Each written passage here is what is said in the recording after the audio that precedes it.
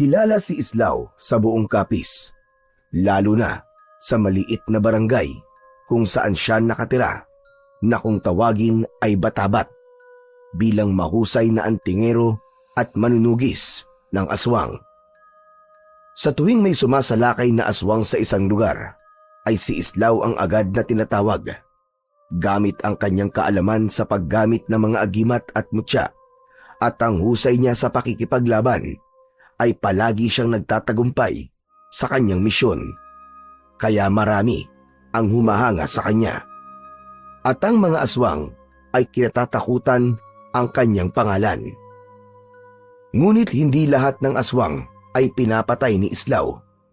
May ilan na hinuhuli niya lang at ikinukulong sa isang isla kung saan isang dating mahusay na manunugis ang nagbabantay. Yun ay walang iba kundi ang matandang si Mangkulas. Ginagawa yun ni Islao at ni Mangkulas dahil naniniwala sila na ang mga aswang ay nararapat din na ituring na parang isang tao na kapag nakagawa ng mali ay kailangan na parusahan at ikulong. Gaya na lang ng maaliwalas na umaga na yun. Sakay si Islao ng kanyang malaking bangkang dimotor patungo sa isla ni Mangkulas. Nakaupo si Islao sa unahan. Sa likuran niya ay makikitang nakatali ng makapal na lubid ang isang matandang babae na payat. Kulubot ang balat at may mahabang kuko na parang hindi naputol ng maraming taon. Isa yung tiktik na nahuli niya kagabi matapos niyang sundan ang malaibo nitong tunog sa gitna ng kagubatan. Nanginginig ang matanda, hindi dahil sa lamig, kundi dahil sa galit. Halos hindi ito kumikilos, pero ramdam na ramdam ni Islao ang matalim nitong titig sa kanya. Makalipas ang ilang oras na paglalakbay sa dagat, ay narating na ni Islao ang isla ni Mangkulas. Tumayo siya at hinila ang lubid at pinababa na ang matanda sa buwanginan. Umangil na parang mabangis na hayop ang matandang babae at matalim siyang tinignan. Aba, punyemas kang tiktik kang tapang mo pa rin ah. Hoy ikaw, magpasalamat ka dahil buo ka pang nakarating dito. Kasi yung iba, hindi na halos nadadala sa islang to at napapatay ko na. Pero sana, magbagong buhay ka rito. Sa di kalayuan, natanaw ni Islao si Mangkulas na papalapit sa kanya. May dala itong mahabang tungkod. Lumapit ito, pinagmasdan ang matandang tiktik bago tumingin kay Islao. Aba, mukhang matindi ang laban kagabi ah. Hindi naman po masyado. Uhaw lang talaga tong tiktik na to sa sanggol. Mabuti't nahuli ko bago makapambiktima. Mahusay ka talaga, Islao. Tara na, nakahanda na kulungan ng isang yan. Mabilis nilang nilakad ang masukal na daan patungo sa loob ng isla. Mataas ang damo at malagkit sa balat ang hangin. Sa wakas, narating nila ang malalaking kulungan na yari sa pinaghalo-halong bakal, kawayan at sagradong anting-anting. Narinig agad ni Islao ang mahihinang ungol at kaluskos mula sa loob ng mga kulungan. Ang mga yon ay iba't ibang uri ng mga aswang na minsang naging dahilan ng takot ng mga tao sa iba't ibang lugar. Binuksan ni Mangkulas ang kulungan at itinulak ni Islao ang matandang tiktik papasok. Mabilis nitong sinunggaban ang bakal at sumigaw ng matinis. Nilagyan ni Mangkulas ng kandado ang kulungan. Isinabit nito ang isang anting-anting sa kandado. Ang naturang anting-anting ang siyang pumipigil sa mga aswang upang makalabas sa kulungan ang mga ito. Dumadami na mga nanadala mo rito, Islao ah. Aba, Mangkulas, di mas maigi po yun. Mas dumadami sila rito, ibig sabihin, mas nagiging ligtas sa mga tao sa ating lugar at sa iba pang mga lugar. Maganda nga yun, pero delikado rin, iho. Habang dumarami ang mga kinakalaban mo, mas lalo ka nagiging target ng iba pang mga aswang. Alam ko naman po yun, Mang Kulas eh. At kahit anong oras, ay handa ko na harapin silang lahat. Hinding-hindi po sila sasantuin ng mga agimat, mutya, at mga sandata ko. Tandaan mo, iho, hindi lahat ng aswang ay tatablan ng mga sinasabi mong panlaban. May mga aswang na malalakas at may kakayahan na gumamit ng itim na mahika, gaya ng mga hanagob. Sandaling natahimik si Islaw. Narinig na niya ang tungkol sa mga hanagob, pero hindi pa siya nakakatapat ng kahit na isa. Sinasabing ang hanagob ay isa sa malalakas na uri ng mga aswang dahil karamihan sa mga ito ay itinuturing na supremo o pinuno ng mga aswang. Wala naman po sigurong pinagkaiba ang hanagob sa bangkilan maliban sa kanilang kasarian. Kung sakaling may makaharap ako na hanagob, sigurado ko na matatalo ko siya at madadala rito sa isla. Hindi po ba may nahuli na rin akong bangkilan nun na nandito sa isla? Nagpapaalala lamang ako sa iyo, Islaw. Hindi natin masisiguro na palagi kang panalo sa iyong laban. Matapos yun, ay sandaling nagpaalam si Mang Kulas. Nang maiwanan si Islaw sa mga kulungan, ay naisipan niyang tignan isa-isa ang mga aswang na nakakulong doon. Sa bawat selda na kanyang nadaanan, ay may mga matang nagbabaga sa galit at nakatingin sa kanya. Kahit nakakulong, hindi nawala sa mga aswang ang kanilang likas na pagiging mabangis. Sa unang selda, isang lalaking may maitim na balat ang nakaupo sa isang sulok habang matalim ang matang nakatingin kay Islaw. Ang lalaking yon ay si Lucio, na isang aswang na taga-kabilang baryo. Nahuli ito ni Islaw 3 buwan na ang nakalilipas matapos nitong makapatay ng isang lalaki. Nagpatuloy sa paglalakad si Islaw. Sa pangalawang kulungan, isang matandang babae naman na payat at may malalaking mga mata ang naroon. Ang matanda ay napasinghap at napasiksik sa isang sulok nang makita si Islaw. Nagsimula itong bumigkas ng mga dasal sa lumang wika. Hindi na pinansin ni Islaw ang matanda dahil alam niya na walang epekto ang orasyon nito dahil sa nakalagay na anting-anting sa bawat kulungan. Sa dulo ng hilera ng mga kulungan, isang lalaki ang nakaupo sa lupa. Nang makita nito si Islaw, ay marahan itong tumayo at lumapit sa rehas. Ikaw sila, Kam, tama? Ang gabunan na sumalanta sa ilang pamilya sa Maindang. At ikaw naman siguro, ang antingero na sumira sa buhay ko. Buhay mo? Ibig mo sabihin, buhay mo bilang aswang? Ha! Tiraulo ka rin, no? Kung hindi kita inuli, marami ka pang buhay na sisirain. Hindi sumagot sila, Kam. Napailing si Islaw at tumuloy sa huling selda. Doon ay isang napakagandang babae ang nakaupo sa isang sulok habang hinahaplos ang mahaba nitong buhok. Maputla ang balat nito. Nang makita ng babae si Islaw, ay agad itong tumayo at lumapit sa rehas.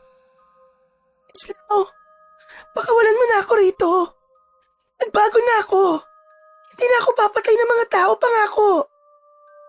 Napangisi si Islaw. Palaging ganon si Mayang. Mapaglaro, kahit nasa bingit ng kamatayan. Isa itong malakas na uri ng aswang na kung tawagin ay bangkilan. Kahit siya ay hindi makapaniwala na nagawa niyang matalo noon si Mayang sa laban at nadala niya ito sa isla. Hindi nagtagal ay lumapit muli si Mang Kulas kay Islaw. Pabalik ka na ba sa baryo, Islaw? Opo, marami pa rin po akong kailangan gawin dun eh. O sige. Mas mabuti na umalis ka na ngayon dahil madilim na ang kalangitan. Baka abutan ka ng malakas na ulan at alon sa dagat. Tumingin muna si Islaw sa mga kulungan. Tinapik niya sa balikat si Mang Kulas bago tumalikod. Naglakad siya pabalik sa kanyang bangka. Nang makasakay siya, ay binuhay niya ang makina at pinaandar yon. Habang unti-unting lumalayo sa isla, narinig pa niya ang mahihinang ungol at kaluskos ng mga aswang.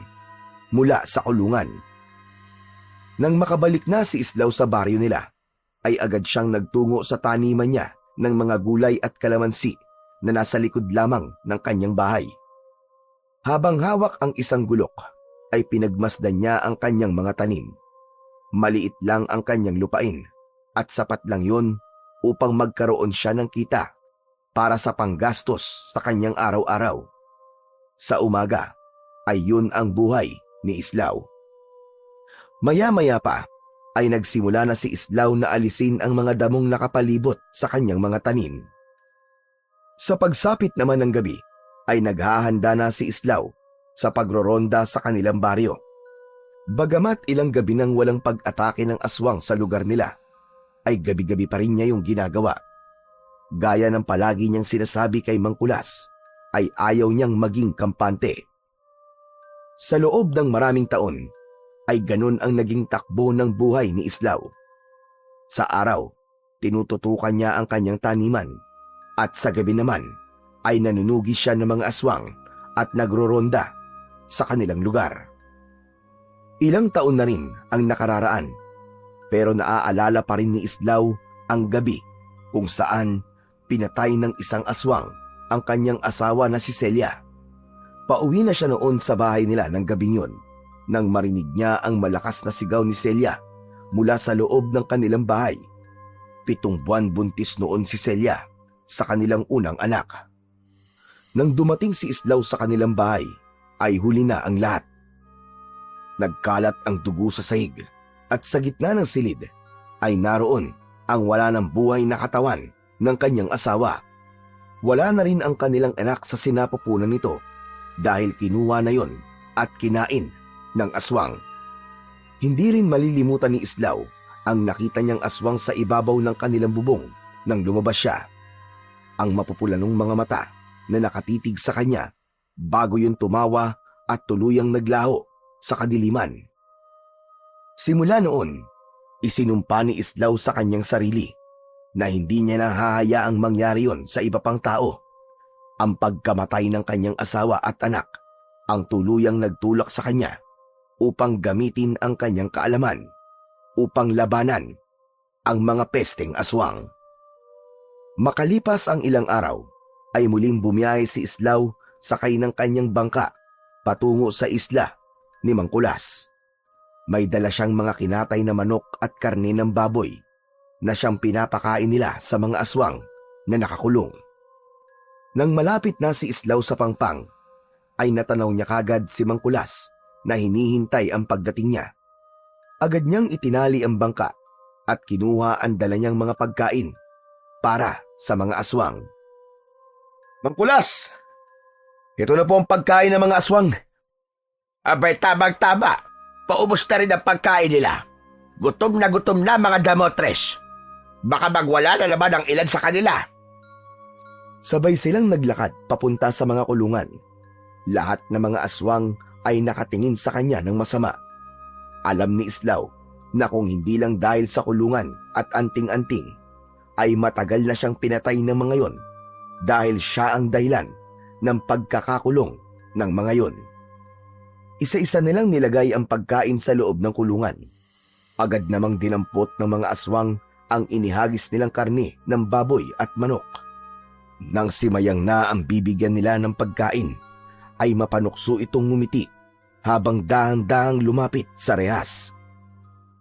Islaw, hindi ba pwedeng tao naman ang ipakain mo sa akin? Kahit isa lang. Hoy, ikaw Mayang, tigil-tigilan mo ako ha. Alam mong hindi yun posible. Sinasanay namin kayo na karnilang hayop ang kainin. Kaya huwag ka nang umasa na bibigyan ka namin ng tao. Grabe ka. Ang seryoso mo naman. Nagbibiro lang naman ako eh. Islaw, wag mo nalang pansinin niyang si Mayang. Alam mo namang mapagbiro talaga ang isang yan. Malakas ang saltik sa utak niyan. Tuluyan nang inilagay ni Islaw ang karne ng baboy sa loob ng kulungan ni Mayang at agad yung dinampot ng bangkilan habang nakangisi. Matapos na mabigyan ng pagkain ang lahat ng aswang, ay nagtungo na sina Islaw at Mang Kulas sa kubo na tirahan ni Mang Kulas sa isla. Umupo sila sa sahig na gawa sa kawayan kung saan nakahain ang mainit na sabaw na kanina pa nakalapag, sinigang na baboy at inihaw na isda. O sige na, sige na. Kumain ka na, Islaw. Niluto ko lahat ng paborito mo. Masarap yan. Aba, ayos. Maraming salamat po, Mang Kulas. Ay, oo nga pala. Wala pa bang pwedeng pakawalan sa mga aswang na narito sa isla? Wala pa. Kahit si Mayang na mahilig magbiro, hindi ko pa rin lubos sa mapagkakatiwalaan ng isang yon. Sa dami ng taong pinatay niya noon, malamang bumalik lang yon sa dating gawi. Tumango si Islaw. Alam niyang tama naman si Mang Kulas. Ang isang bangkilan na tulad ni Mayang ay hindi madaling magbabago, lalo na't isa itong uri ng makapangyarihan na aswang. Teka, kumusta na nga pala ang baryo natin? Matagal-tagal na rin akong hindi nakakauwi roon. Sa awa ng Diyos, tahimik naman po sa Batabat. Matagal na po ang huling pag-atake ng aswang doon, Mang Kulas. Ay, salamat sa Diyos. Mabuti naman kung ganon. Pero alam mo, habang tahimik, lalong dapat kang mag-ingat. Ang mga aswang, habang hindi gumagalaw at nananahimik, ang ibig sabihin, meron silang pinaplano. Nagpatuloy ang kanilang pag-uusap habang tinatapos ang kanilang tanghalian. Sa kabila ng katahimikan ng isla na yon, dama ni Islaw na hindi pa tapos ang laban at alam niyang tama si Mang Kulas na maaaring isang araw ay maging magulo na naman ang baryo nila dahil sa mga aswang. Pagsapit ng hapon, nagdesisyon na si Islaw na umalis sa isla. Habang naglalakad sila ni Mang Kulas patungo sa dalampasigan, ramdam niya ang malamig na simoy ng hangin na nagmumula sa dagat. Ang araw ay unti-unti nang lumulubog at ang kalangitan ay nagkukulay kahil na. Pagdating nila sa bangka, tinulungan siya ni Mang Kulas sa pagtatanggal ng pagkakatali nun sa isang puno ng nyog. Mang Kulas, matanong lang ho kita. Kailangan niyo na po ba ng katulong sa pagbabantay ng mga nakakulong na aswang dito? Sa ngayon ay hindi pa naman. Kaya ko pa. Malakas pa ako. Pero, ang iniisip ko, hanggang kailan natin makakayang ikulong ang mga aswang dito sa isla? Kung sa pinansyal na aspeto ang iniisip nyo, wala ho kayong dapat na ipag-alala. May mga pribadong sektor na tumutulong sa atin pagdating sa pera. Sana ay hindi sila magsawa sa pagtulong sa atin, Islaw. Sana nga po. Pero karamihan naman po sa kanila ay yung mga taong natulungan ko din nun. Siguro po paraan din nila yon ng pagtanaw ng utang na loob sa akin. Sige na, sige na. Mag-iingat ka sa paglalakbay, Islaw. Bumalik ka kagad kung may balita ka. Kayo rin po, Mang Kulas. Mag-iingat po kayo palagi dito sa isla. Matapos yun, ay sumakay na si Islaw sa bangka. Pinaandar niya na yon palayo sa isla. Makalipas ang ilang araw, ay muling nagkaroon ng takot ang mga tao sa baryo ni na Islaw. Sunod-sunod ang balita tungkol sa mga alagang hayop na natatagpo ang patay. Alam ni Islaw na hindi yun gawa ng mababangis na hayop. Sigurado siya na may aswang na muling umaaligid sa kanilang lugar. Kaya naman, mas lalo niyang pinaigting ang pagbabantay tuwing gabi upang masiguro niya ang kaligtasan ng bawat tao sa kanilang lugar. Isang araw, naisipan ni Islaw na sabihin kay Mang Kulas ang bagay na yon. Sakay ng kanyang bangka, muling nagpunta si Islaw sa isla ni Mang Kulas. Pagdating niya sa dalampasigan, ay agad siyang sinalubong ng matanda. Aba, Islaw! Ang bilis mo naman yata bumalik dito. May problema ba? Mang Kulas, masamang balita. May aswang na naman po sa baryo natin. Ilang alagang hayop na po natatagpo ang patay. Aba, Sus Mariosep! Sigurado na paunang pag-atake lang yon. Darating ang araw na mga tao na ang bibiktimahin ng mga aswang na yon. O ngayon, ano na ang balak mo, Islaw? Nag-aalala tuloy ako sa mga tao sa baryo natin. Wala ho kayong dapat ipag-alala, Mang Kulas. Sigurado akong gaya ng ibang aswang na nakaharap ko, matatalo ko rin ang isang yon. At kung siswertehin, makukulong natin siya dito sa isla, kasama ng iba pang mga aswang. Islaw, mag-iingat ka. Alam mong habang dumarami ang mga aswang na nakakaharap mo, ay mas lalong lumalaki ang panganib sa iyong buhay. Sanay na po ako, Mang Kulas. Matagal na po akong hinahabol ng kamatayan. Pero hindi ko siya basta-basta hayaang abutan ako. Matapos na maipaalam ni Islaw kay Mang Kulas ang nangyayari sa kanilang baryo, ay nagpaalam na siya rito. Sumakay na siya sa bangka at bumiyahe paalis sa isla, dala ang pag-asa na mapagtatagumpayan niya ang panibagong banta sa kanilang baryo. Isang gabi, habang nagroronda si Islaw sa baryo, dala ang isang buntot ng pagi. Nakasabit sa kanyang leeg ang isang makapangyarihang agimat na pangontra sa mga aswang na maraming beses nang nagligtas sa kanyang buhay. Ang malamig na hangin ng gabi ay may dalang hindi maipaliwanag na kilabot na parang may kung anong masamang nilalang ang nagmamasid at naghihintay ng tamang pagkakataon sa dilim para umatake. Habang naglalakad si Islaw sa gitna ng kadiliman, ay may narinig siyang mahihinang kaluskos mula sa bubong ng isang bahay. Pag-angat niya ng tingin, ay nanlaki kagad ang kanyang mga mata sa kanyang nakita. Isang malaking nilalang ang nakaupo sa ibabaw ng isang bubong ng bahay sa kanyang kaliwa.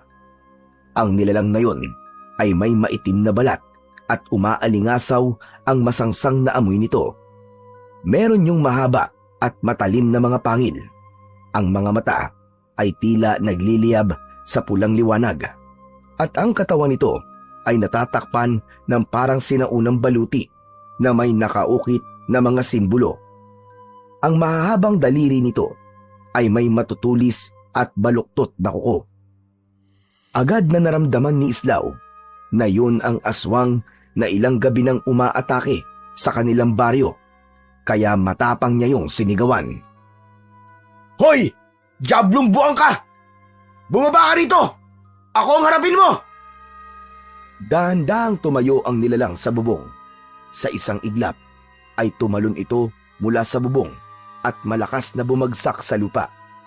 Nagsimulang lumapit ang aswang kay Islaw at sa bawat hakbang nito ay ramdam ni Islaw ang bigat at lakas ng presensya nito. Huminto ang aswang, ilang di pa lamang ang layo kay Islaw. Sa wakas, nakaharap na rin kita, Islaw. Maraming beses ko nang narinig ang tungkol sa'yo. Maraming aswang ang takot sa pangalan mo. Biruin mo, kahit nag-iisa ka lang, ay marami ka na napabagsak na mga kauri ko. Kahanga-hanga ka. Tama ka, at sisiguraduhin ko, nasusunod ka na sa kanila, kaya dapat ka lang na matakot sa akin kagaya nila. Ako, matatakot sa'yo. Hindi ako katulad ng mga karaniwang aswang na nakaharap mo. Ako si Lumad, isang hanagob.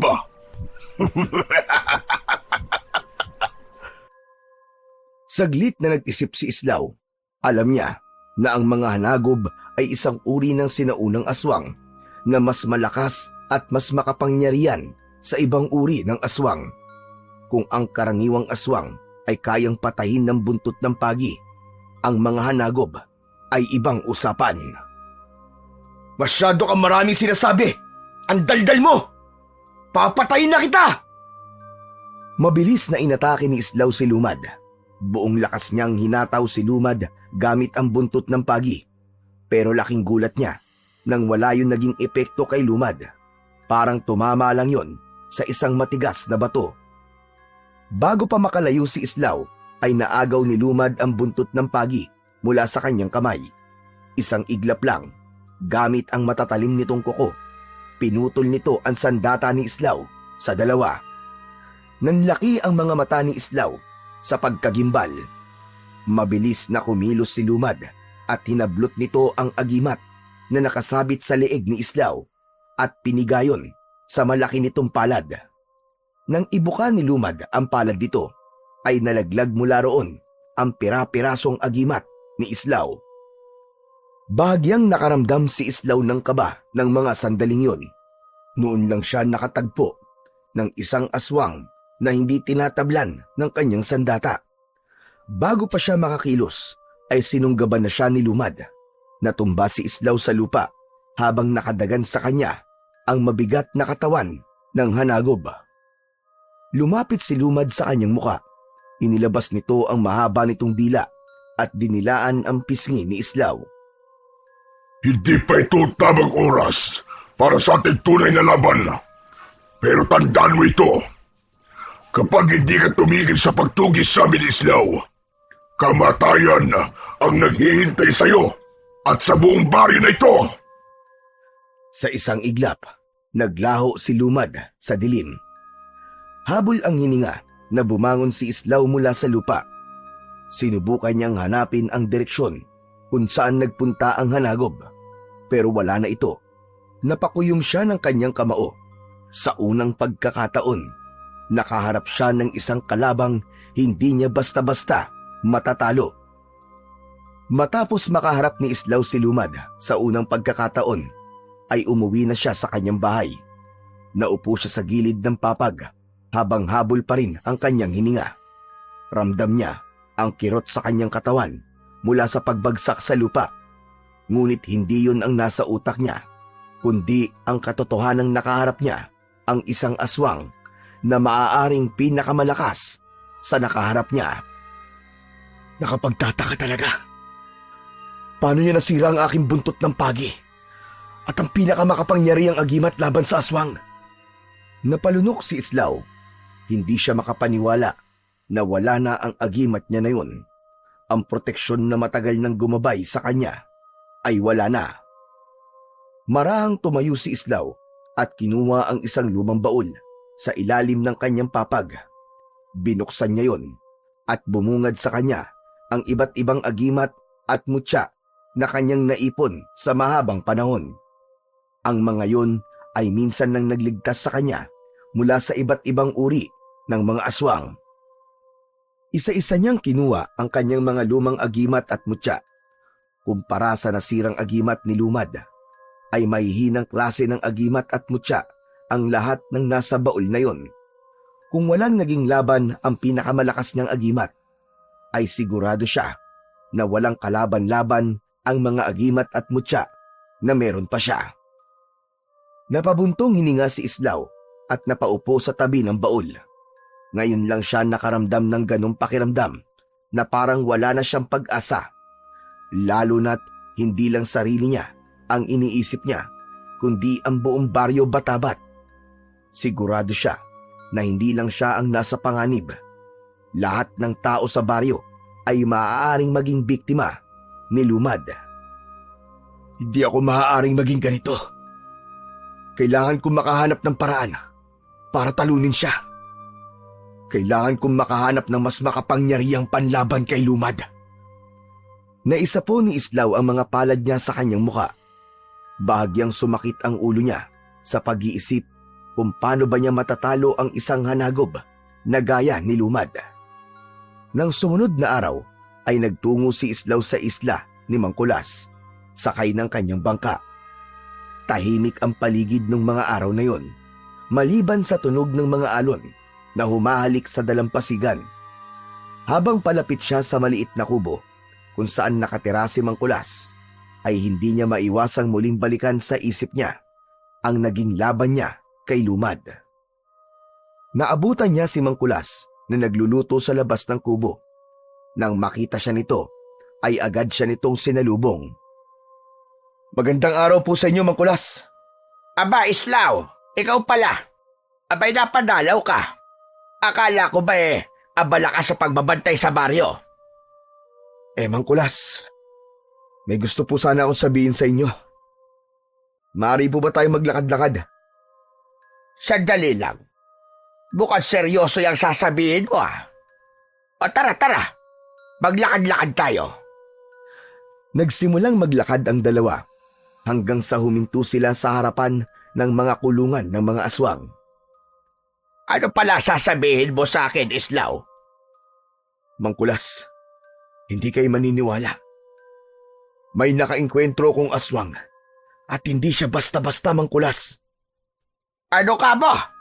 Aba, seryoso nga yan. Ano klaseng aswang? Hanagob. Isang hanagob po na nagngangalang Lumad. Biglang napatingin si Mangkulas kay Islaw. Agad na napansin ni Islaw ang kakaibang takot sa mukha ng matanda. Si Lumad? Sigurado ka bang yun ang pangalan ng hanagob na nakaharap mo? Opo, siya mismo nagsabi sa akin ng pangalan niya. Napakalakas po niya, Mangkulas. Hindi siya tinablan ng buntot ng pagi ko. Sinira niya ang pinakamalakas kong agimat. Pakiramdam ko po, wala akong laban sa kanya. Islaw, si Lumad ay hindi pangkaraniwang hanagob. Maraming taon na siyang nabubuhay, pero sa kabila noon ay hindi nababawasan ang kanyang lakas. Mas lalo pa siyang lumalakas sa bawat panahong lumilipas. Mula sa isa sa mga kulungan ay may isang boses na biglang sumabat. Kaya naman pala parang may kakaibang amoy sa hangin. Amoy ng pagkatalo at pagbagsak mo, Islaw. Napalingon si Islaw at Mangkulas sa kulungan. Si Lakam, isang gabunan na matagal nang nakakulong sa isla, ay nakangisi habang nakahawak sa bakal na rehas. At kailan ka pa natutong makinig sa usapan ng iba, Lakam? Paanong hindi ko kayo maririnig? Dito kayo nag-uusap malapit sa akin. Si Lumad na pala ang kalaban mo ngayon. Napakatagal ko nang hindi naririnig ang pangalan niya. Lakam, ang ibig mo bang sabihin na kilala mo siya? Hindi lang basta kilala. Personal ko siyang kakilala dahil dati akong alagad ni Lumad. Ano ka mo? Alagad ka ni Lumad? Binibiro mo ba kami? Matagal ng panahon yon, Islaw. Noon, naniwala ako si Lumad ang pinakadakilang pinuno ng mga aswang. Isa siyang mandirigmang hindi natitinag. Hindi nasusugatan. Hindi rin natatalo. Pero alam mo ba ang totoo? Isa siyang halimaw na walang ibang nais kundi ang pagharian ng takot sa lahat. Auman o aswang. Kaya kailangan ko siyang pigilan. Kailangan ko siyang mapatay. O kung hindi man, ay maikulong dito sa isla.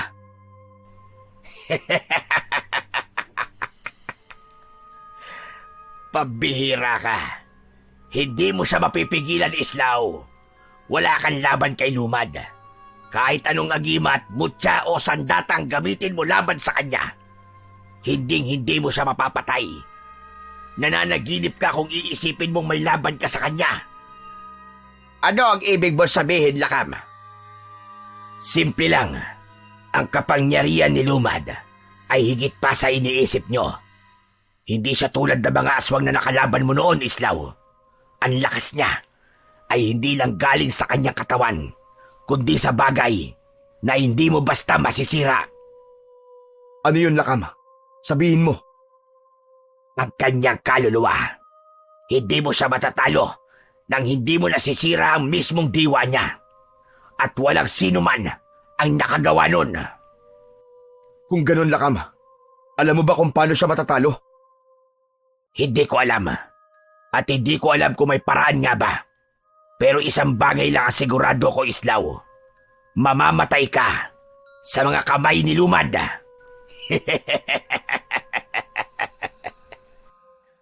Hindi natinag si Islaw sa mga sinabi ni Lakam sa kanya. Sa halip, maigpit niyang tinitigan ang nakakulong na gabunan. Sisiguraduhin kong makakasama niyo rin dito si Lumad sa islang ito. Makukulong din siya rito. Kasama niyo. Nakakatawa ka, Islaw. Hindi mo nga ako kayang patay noon. Si Lumad pa kaya, na ilang libong beses na mas malakas kaysa sa akin. Huwag mo nalang siyang pansinin, Islaw. Tara sa loob ng aking kubo. May ibibigay ako sa'yo. Bago pa muling makapagsalita si Lakam, tumalikod na si Islaw at sumunod siya kay Mangkulas. Ngunit hindi pa rin siya tinigilan ng gabunan. Islaw! Katapusan mo na! Kahit anong gawin mo, hindi mo matatalo si Lumad. Kung ako sa'yo, maghukay ka na ng libingan mo! Hindi na lumingon si Islaw. Alam niyang wala siyang mapapala sa pakikinig sa mga panunuya ng isang aswang. Ngunit kahit hindi ipakita, hindi pa rin niya kayang alisin ang bigat sa kanyang dibdib. Ang kaba, ang takot. Habang naglalakad sila patungo sa kubo ni Mang Kulas, unti-unting bumigat ang mga hakbang ni Islaw. Naisip niya na baka nga tama sila Kam, baka nga wala siyang laban kay Lumad. Makalipas ang ilang minutong paglalakad, ay pumasok na si Islaw sa kubo ni Mang Kulas. Nakasunod siya sa matanda. Tahimik na kinuha ni Mang Kulas ang isang maliit na kahon mula sa isang lumang baul. Humarap ito kay Islaw at marahan nito yung binuksan. At mula roon ay inilabas nito ang isang kwintas na may mutya na sa unang tingin pa lang ay alam na ni Islaw na gawa mula sa isang uri ng matigas na kahoy. Napatingin si Islaw sa kwintas nang may halong pagtataka. Ano po yan, Mang Kulas? Mukhang kakaibang mutya po yan Ngayon lang po ako nakakita ng ganyang mutya. Ito ang mutya ng balete. Ipinagkaloob ito sa akin ng isang diwending itim na nakatira sa isang matandang puno ng balete. Isang beses ko lang itong ginamit noon. Noong hinarap ko ang isang pinuno ng mga aswang. Napatingin si Islaw kay Mang Kulas at naghintay siya ng karagdagang paliwanag. Malalim ang tingin ng matanda na para bang binabalikan nito ang isang mapait na nakaraan. Napakalakas ng mutya ng balete, Islaw. Lalo na kapag ginagamit laban sa aswang. Pero sa kasabaang palad, hindi ko kinaya ang kapangyarihan nito noon at muntik na ako mamatay. Mang Kulas, bakit niyo po sinasabi sa akin yan ngayon? Dahil nais kong ipasa ito sa'yo. Naniniwala ko na ang mutyang ito ang makakatalo kay Lumad. Pero mag-iingat ka, Islaw. Napakalakas ng mutya na ito. Hindi lang ang kalaban mo maaaring mapahamak, kundi pati ikaw na rin mismo. Napatingin si Islaw sa mutya. Alam niyang isang napakalaking panganib ang kanyang kinakaharap kay Lumad. Wala siyang ibang sandata na maaaring tumalo sa halimaw na yon. At sa tingin niya ay ang mutya ng balete na lamang ang tangi niyang pag-asa. Pero Kulas, may tiwala ako sa iyo. Napakalaki. Sa tapag at lakas mo. Naniniwala ako magagamit mo ito ng tama. Heto, sige. Kunin mo to, Islaw. Ikaw na ang bagong may-ari niyan. Walang pagdadalawang isip na kinuha ni Islaw ang mutya at isinuot yun sa kanyang leeg. Ramdam niya kagad ang kakaibang bigat at init na bumalot sa kanyang katawan matapos yung dumikit sa kanyang balat. Mang Kulas, maraming salamat po. Mukhang ito na po ang pag-asa natin para matalo ang halimaw na si Lumad. Tandaan mo ito, Islaw. Huwag mong hahayaan lamunin ka ng lakas ng mutya na yan. At may isang paraan para mas mapalakas mo ang mutyang yan, Islaw. Ano pong paraan niyo, Mang Kulas? Kailangan dasalan mo ito habang bilog ang buwan. Hindi basta-bastang dasal, Islaw. Kailangan mong bigkasin ang sinaunang dasal na ito. Mula sa kahon ay inilabas ni Mang Kulas ang isang luma at medyo lukot na papel. Iniabot nito yon kay Islaw. Agad yung kinuha ni Islaw at binasa ang nakasulat doon. Mga salitang Latin ang naroon. Mang Kulas, ano pong ibig sabihin ng dasal na ito? Panawagan at dasal yan sa espiritu ng balete. Kung maayos mo mabibigkas ang mga yan kapag bilog ang buwan, ay mas lalakas panigurado ang mutya na yan. Tahimik na pinagmasdan ni Islaw ang kapirasong papel. Hindi na siya nagdalawang isip. Alam niyang hindi madali ang laban na haharapin niya at kailangan niya ng panibagong paraan upang labanan si Lumad. Maraming salamat po sa inyo, Mang Kulas. Pangako po, Sa susunod na paghaharap namin ni Lumad, ay matatalo ko na siya. Sisiguraduhin kong hindi magtatagal ay magiging malaya na ulit ang baryo natin sa takot sa kanya. Tumango si Mang Kulas kay Islaw, sa kamarahang inilagay ang kamay sa ibabaw ng ulo nito. Binabasbasan kita, Islaw. Naway gabayan ka ng espiritu ng Balete at ng ating poong may kapal. Mas lalong lumakas ang loob ni Islaw sa basbas na ibinigay sa kanya ni Mang Kulas. Dahil nasa kanya na ang mutya ng Balete, ay mas handa na siyang harapin ang pinakamalaking laban niya sa kanyang buhay.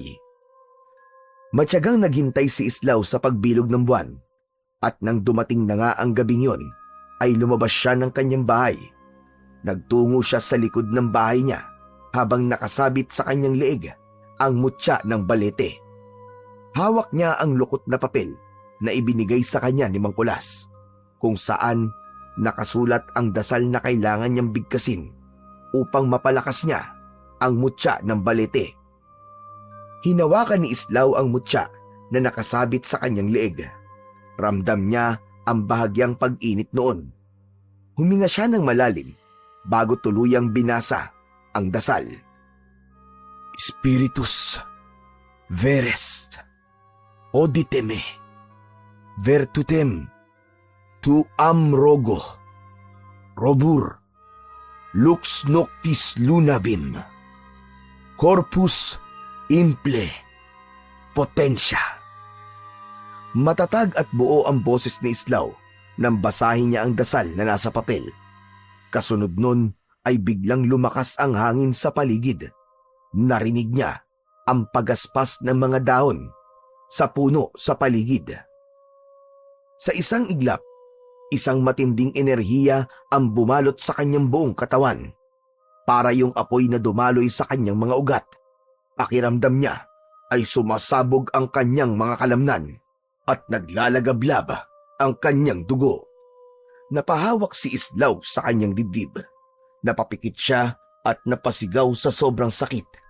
Nagsimula ng dumilim ang kanyang paningin. Ang bilog na buwan sa itaas ay biglang lumabo.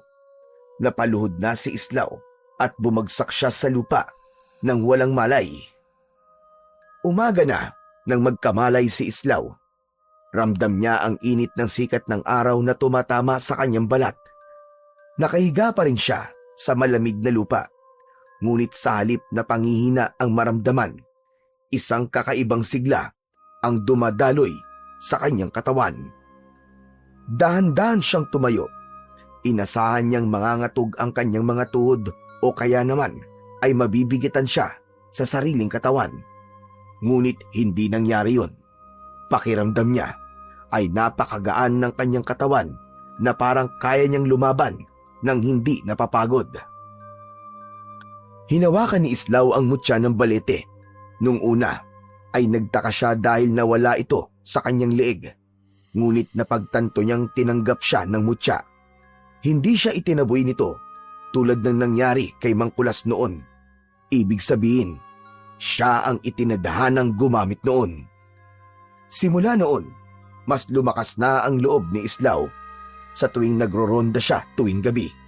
Bit-bit ang kanyang itak ay tinatahak niya ang madidilim na eskinita, ang masukal na kakahuyan at ang mga bakanting lote sa kanilang baryo. Alam niyang hindi na siya basta-basta matatalo ni Lumad sa sandaling muli silang magkaharap. Ngunit sa kabila ng kanyang paghahanap, hindi na muling nagpakita pa si Lumad. Para bang nagtatago na ito sa kanya.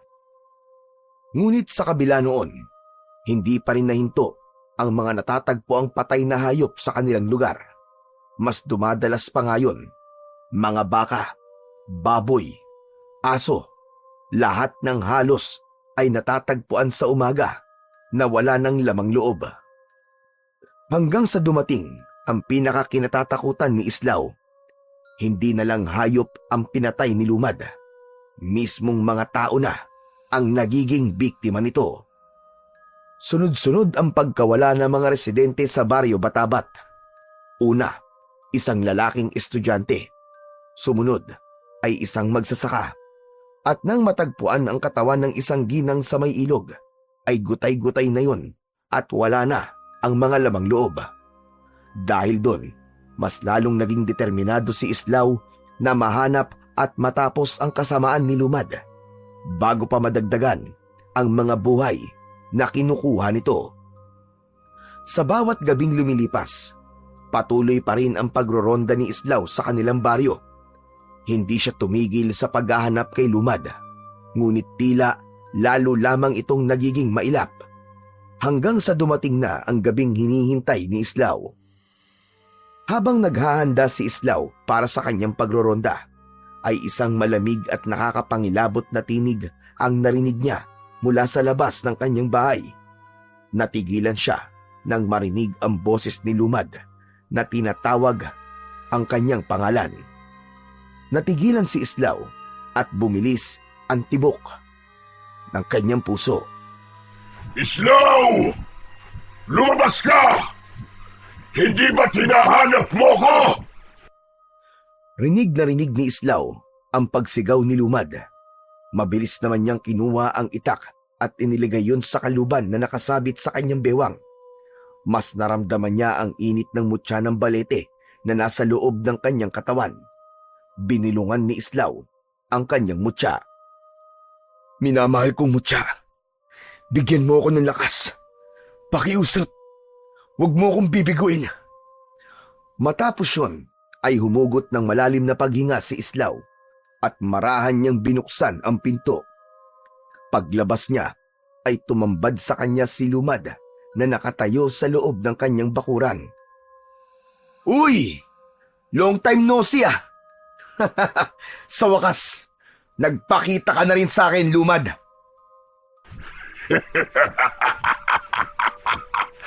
Namiss mo ba ako, Islaw? Alam kong matagal mo na akong hinahanap. Kaya ako na mismo ang nagpakita sa'yo. Mabilis na hinawakan ni Islaw ang kanyang itak sa kanyang bewang at lumapit ng bahagya kay Lumad. Alam kong minamaliit mo ko, Lumad, pero hindi ako papayag na ikaw ang maghari sa baryong ito. Tatapusin ko na ang kasamaan mo ngayong gabi. Nararamdaman ko ang kakaibang enerhiya sa loob mo, Islaw. Ang mutya ng balete. Hindi ako maaaring magkamali. Isa yung makapangyarihang mutya. Bakit? Natatakot ka ba na may panibago na naman akong mutya na magagamit ko para talunin ka? Huwag kang masyadong mayabang, Islaw. Mas maganda nga yan upang mas maging kapanapanabik ang magiging laban nating dalawa. Napakuyom ng kamao si Islaw at hindi na siya nagpatumpik-tumpik pa. Mabilis siyang sumugod kay Lumad habang sumisigaw. Isang malakas na sipa ang pinakawalan ni Islaw na tumama sa tiyan ni Lumad. Napaatras ito at nakita niya sa mukha nito na hindi nito inaasahan ang bilis ng kilos niya. Sinundan pa niya yon ng isang suntok sa panga na nagpayanig sa katawan ng kanyang kalaban. Hinugot ni Islaw ang kanyang itak at buong puwersang tinaga niya si Lumad, ngunit mabilis na umatras si Lumad. Tumalon si Islaw patungo kay Lumad at bumaon ang talim ng itak sa kaliwang balikat nito. Napaatras si Lumad habang mahigpit na hawak ang sugatang bahagi ng katawan nito. Napatingin ito kay Islaw at kita sa mukha nito ang bahagyang pagkagulat. Nagliyab sa galit ang mga mata ni Islaw. Alam niyang yun na ang tamang pagkakataon upang tapusin ang halimaw na pumatay sa maraming tao sa kanilang baryo. Muli siyang sumugod habang ramdam na ramdam niya ang naglalagablab na lakas ng mutya sa loob ng kanyang katawan. Ngunit sa isang iglap, biglang naglaho si Lumad. Ano? Nasaan siya? Lumad! Nasaan ka? Magpakita ka sa akin, duwag! Nagulat si Islaw nang may naramdaman siyang kamay na mahigpit na sumunggab sa kanyang braso. Napakurap siya at sa isang iglap ay nasa tabi na niya si Lumad. Mariin nitong pinisil ang kamay niya na naging dahilan upang mabitiwan niya ang kanyang itak. Bago pa siya makapalag, ay bumaon na ang matatalim na kuko ni Lumad sa kanyang tagiliran. Napasigaw sa labis na sakit si Islaw. Naramdaman niya ang mainit na dugong bumalong mula sa kanyang sugat. Bago pa siya makarecover, ay sunod-sunod na pag-atake ang ibinigay ni Lumad sa kanya. Kinagat siya nito sa kanyang braso, hita at kinalmot siya sa kanyang dibdib. Duguan na bumagsak si Islaw sa lupa.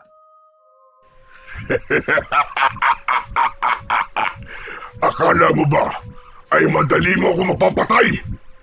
Hunghang ka! Pinilit ni Islaw na bumangon, ngunit bago pa siya makagalaw, isang malakas na sipa sa sikmura ang muling nagpabagsak sa kanya sa lupa. Basang-basa na siya ng sariling pawis at dugo. Halos hindi niya na maigalaw ang kanyang mga braso at binti. Ang ngutya ng balete sa kanyang loob ay tila hindi sapat upang palakasin pa siya dahil sa dami ng kanyang sugat. Nakita ni Islaw na naglakad palapit si Lumad. Mabagal ang bawat takbang nito na tila ninanamnam ang sandali ng pagkatalo ni Islaw. Huminto si Lumad sa tabi ni Islaw at tinignan siya nito na para bang isa siyang walang kwentang bagay. Tumingin ka sa paligid mo, Islaw. Tumingin ka para makita mo ang mga taong binigo mo.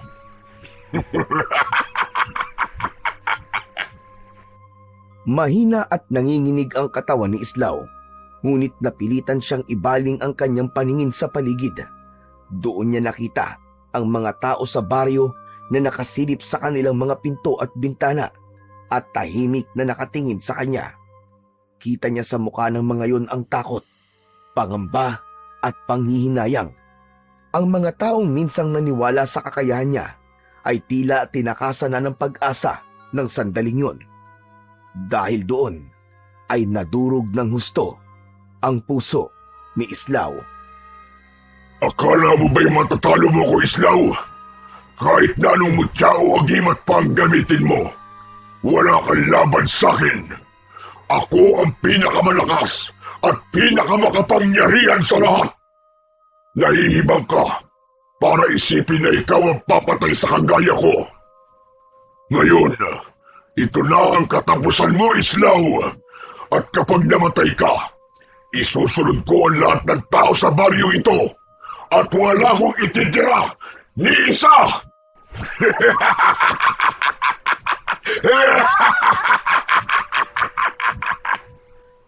Napapikit si Islaw.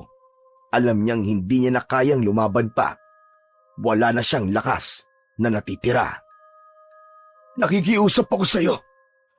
Ako na lang ang patayin mo, Lumad. Huwag mo nang idamay pa ang mga tao rito. Muling lumakas ang halakhak ni Lumad. Yumuko ito at marahang inilapit nito ang matutulis nitong mga kuko sa leeg niya. Ngunit bago pa siya mapatay ni Lumad, ay nagulantang si Islaw sa biglang pagdating ni Mang Kulas. Lumad! Ako ang harapin mo! Napaangat ng tingin si Lumad kay Mang Kulas. Isang kulay itim na pulbos ang isinaboy nito sa mukha ni Lumad. Sa isang iglap, napaatras si Lumad at napasigaw ng malakas dahil sa sobrang sakit. Pilit na inalis ni Lumad ang pulbos sa mukha nito. Hayop ka! Magbabalik ako, Islaw. At sa susunod na pagkikita natin, sisiguraduhin kong mapapatay na kita! Mabilis na tumakbo si Lumad papalayo hanggang sa naglaho na ito sa kadiliman. Naiwan naman si Islaw na nakahandusay sa lupa habang habol ang sariling hininga. Nanginginig ang kanyang katawan, ngunit naramdaman niya ang init ng kamay ni Mang Kulas sa kanyang balikat. Huwag kang susuko, iho. Hindi pa tapos ang laban mo. Hindi ka pa pwedeng mawala. Mang Kulas, salamat at dumating ka. Akala ko katapusan ko na. Pero ano ba yung pulbos na ginamit mo? Bakit umatras si Lumad? Abo yun ang buto ng isang gabunan. Malakas na pangontra sa mga katulad ni Lumad. Pero, yun na ang huling meron ako. at panandalian lamang ang epekto nun sa kanya. Dapat pala, hindi mo na ginamit yun. Baka mas kailangan mo pa yun sa ibang laban, Mangkulas. Huwag mo nang isipin yun, Islaw. Ang importante ngayon ay buhay ka pa. Halika, kailangan magamot natin ang mga sugat mo. Inalalayan ni Mangkulas si Islaw upang makatayo. Napangiwi siya sa sakit ng kanyang mga sugat. Nang tuluyan siyang nakatayo, ay muli niyang napansin ang mga tao sa paligid na nakasilip pa rin sa kani-kanilang mga bintana at pinto. Ngunit hindi tulad kanina natakot ang nasa muka ng mga yon. Dahil ng sandaling yon, ay nakita ni Islaw ang pagkadismaya sa muka ng lahat ng taong nakatingin sa kanya. Ibinaba ni Islaw ang kanyang tingin. Hindi niya magawang tignan ang mga mata ng mga taong minsan niyang pinangakuan na kaya niyang protektahan. Alam niyang nabigo siya na tuparin ang pangako na yon sa gabing yon.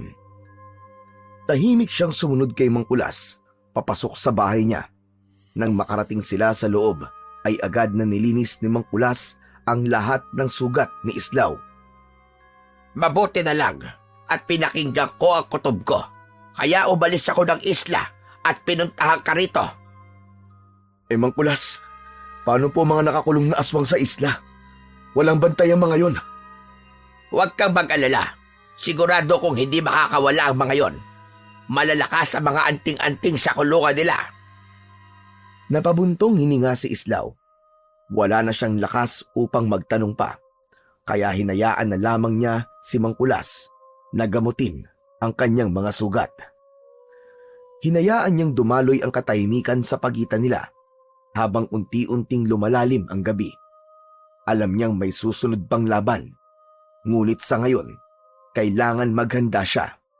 Kailangan bumangon siyang muli upang makabawi siya sa mga tao sa kanilang baryo. Nang mga sumunod na araw, ay hindi na muna lumabas si Islaw ng kanyang bahay. Hindi dahil sa nagpapagaling siya sa kanyang mga sugat, kundi dahil sa nahihiya siyang magpakita sa mga tao. Nahihiya siya dahil alam niyang iniisip ng mga tao na tinagurian siyang kinatatakutan ng mga aswang. Pero sa kauna-unahang pagkakataon ay nasaksihan ng marami ang kanyang pagbagsak. Paminsan-minsan ay nagtutungo si Mangkulas sa bahay ni Islaw upang gamutin at palitan ang benda ng sugat niya. Mangkulas, kung ganun po pala, ay wala ring laban ng mutya ng balete kay Lumad. Kahit nasa loob ko ng mutya, ay hindi pa rin ako nagtagumpay na talunin siya. Yan din ang naisip ko. Patawarin mo ko kung binigyan kita ng pag-asa. Ang mutya ng balete, ang tanging mutya na alam kong pwedeng makatalo kay Lumad. Pero nagkamali pala ako. Mangkulas, wala naman po kayong dapat na ihingi ng tawad sa akin. Alam ko na ninais niyo lamang po makatulong. Pero Mangkulas, ang mga tao po rito sa baryo, nahihiya po ako sa kanila. Hindi ko po kaya magpakita sa kanila sa ngayon. Ilang araw na po akong hindi lumalabas dahil sa kahihiyan po na inabot ko nung gabing naglaban kami ni Lumad. Nagpakawala ng malalim na paghinga si Mangkulas. Marahan itong tinapik sa balikat si Islaw. Siguro, mas makabubuti kung doon ka na muna manatili sa isla habang nagpapagaling ka ng mga sugat mo at nag-iisip tayo ng susunod nating plano para matalo na natin si Lumad. Pero Mangkulas, paano po mga tao rito sa baryo kung wala ako? Baka bigla pong bumalik si Lumad at umatake. Sino po magtatanggol sa mga tao kung nasa isla ko? Islaw, sa kalagayan mo ngayon ay hindi mo pa kayang labanan ulit si Lumad. Kailangan mo munang gumaling. Baka kapag hinarap mo siya sa ganyang kalagayan mo, ay tuluyang ka na niyang mapatay. Kaya kung ako sa'yo, ay sumunod ka na lamang sa sinasabi ko sa'yo. Doon ka na muna sa isla magpagaling para hindi ko na rin kailangan pang magtungo rito at iwanan na walang bantay ang mga aswang sa isla. Natahimik si Islaw at nahulog siya sa malalim na pag-iisip. Maya-maya pa ay napagtanto niya na merong punto si Mangkulas. Kaya sa huli ay pumayag siya sa ideya nito at sa araw na yon ay sumama muna si Islaw kay Mangkulas sa isla kung saan nakakulong ang mga aswang na nahuli niya noon. Nang araw din na yon ay sumama na si Islaw kay Mangkulas sa pagpunta sa isla. Napagtanto niyang hindi pa siya handa para sa muling paghaharap nila ni Lumad, kaya kailangan niyang mas palakasin ang kanyang sarili. Sa pagdating nila sa isla, ay agad niyang tinulungan si Mangkulas sa pagpapakain sa mga aswang na nakakulong doon. Bitbit nila ang mga karning nakalaan para sa mga nilalang na yon. Isa-isa nilang inilagay ang pagkain ng mga aswang. Habang abala si Islaw sa paglalagay ng pagkain sa kulungan, ay narinig niya ang malutong na tawa ni Lakam. Islaw, ano ba nangyari sa'yo? Halos hindi na kita makilala sa dami ng sugat mo ah.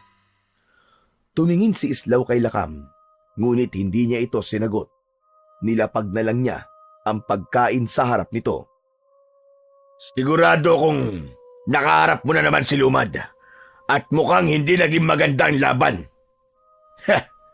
Maswerte ka at nabuhay ka pa. Bago pa makasagot si Islaw, sumingit sa usapan si Mayang na nasa kabilang kulungan. Ano? Totoo bang nakalaban mo si Lumad, Islaw? Oo, Mayang. Nagkaharap kami. Pero sa susunod, sisiguraduhin ko matatalo ko na siya. Huwag kang mangarap na mataas, Islaw.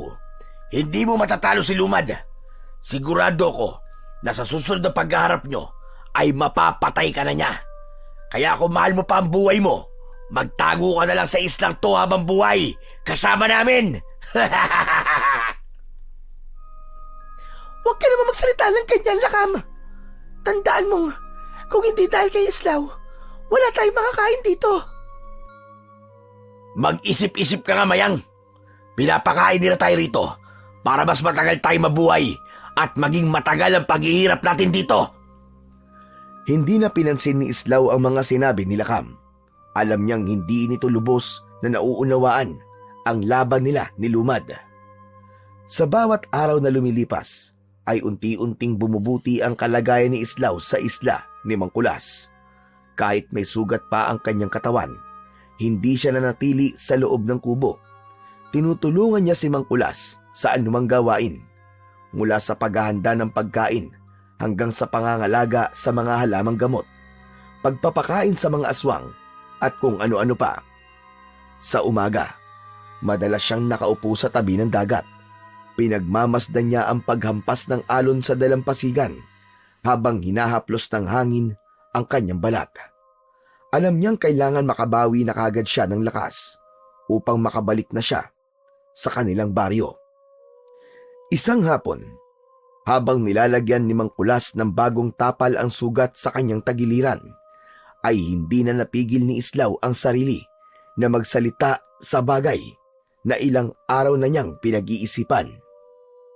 Mangkulas, hindi ko lang po talaga maiwasang mag-alala sa mga tao sa baryo. Wala na ako ron para protektahan sila. Baka bumalik si Lumad doon. Baka may masaktan o may mamatay. Naiintindihan ko nararamdaman mo, Islaw. Pero hindi mo dapat kalimutan na halos ikamatay mo na ang huling laban mo kay Lumad. Hindi ka pa handa para bumalik sa baryo. Kailangan mo pang mapagaling ang mga sugat mo. Mangkulas, pero paano po kung may mangyari nga sa kanila? Paano kung wala na akong babalikan doon? Kung babalik ka ngayon, mas lalo mo lang na ilalagay sa panganib ang sarili mo. Hindi mo matutulungan ng mga tao ngayon sa kalagayan mong yan. Kung ikaw mismo ay mahina pa. Napayuko si Islaw. Alam niyang may punto si Mangkulas. Pero hindi niya matanggal ang bigat sa kanyang dibdib. Ang pinakamainam mong gawin ngayon ay palakasin ang iyong sarili. Huwag kang mag-alala dahil nandito ako para tulungan ka pagdating sa bagay na yan. Malungkot na tumingin si Islaw kay Mangkulas. Napabuntong hininga na lang siya at napilitang tumango bilang pagsang-ayon sa sinabi nito.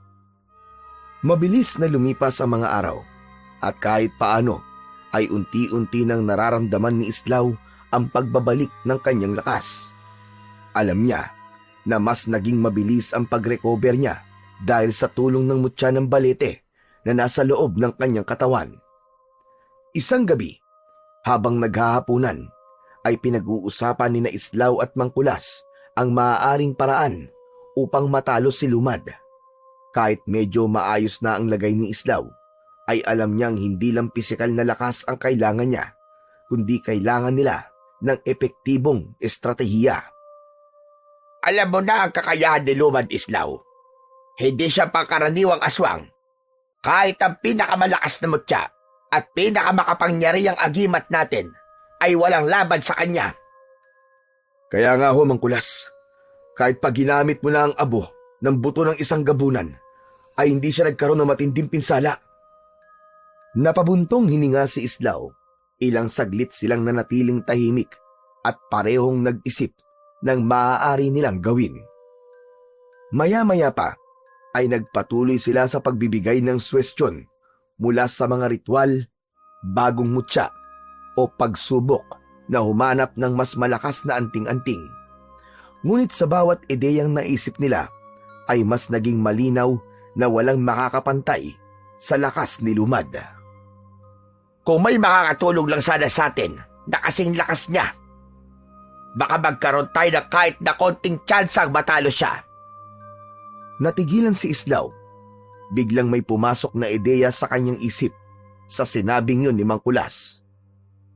Mangkulas, sandali. Alam ko na kung paano natin matatalo si Lumad. Kaya anong ibig mo sabihin, Islaw? Gaya ng sinabi mo, bakit hindi tayo humingi ng tulong sa mga pwedeng tumapat kay Lumad? Kumuha tayo ng mga aswang mula sa kulungan. Mga aswang na malalakas na pwedeng pumantay sa lakas ni Lumad. Ano ka mo? Aba, imposible ang naisip mo, Islaw. Hindi lalaban ang mga aswang na yon sa kauri nila, lalo na sa kagaya ni Lumad. Lalaban sila kung bibigyan natin sila ng kapalit na hinding-hindi nila matatanggihan. At ano naman ang magiging kapalit na yon? Huminga ng malalim si Islaw bago sumagot. Ang kalayaan nila. Kung yan ang kapalit na ibibigay mo sa kanila, sigurado ako na papayag na sila. Pero sandali lang, Islaw. Meron ka na bang napiling mga aswang na nakakulong dito sa isla? Meron na po. Alam ko na kung sino may sapat na lakas para makatulong sa atin. Nagkatinginan sina Islaw at Mangkulas.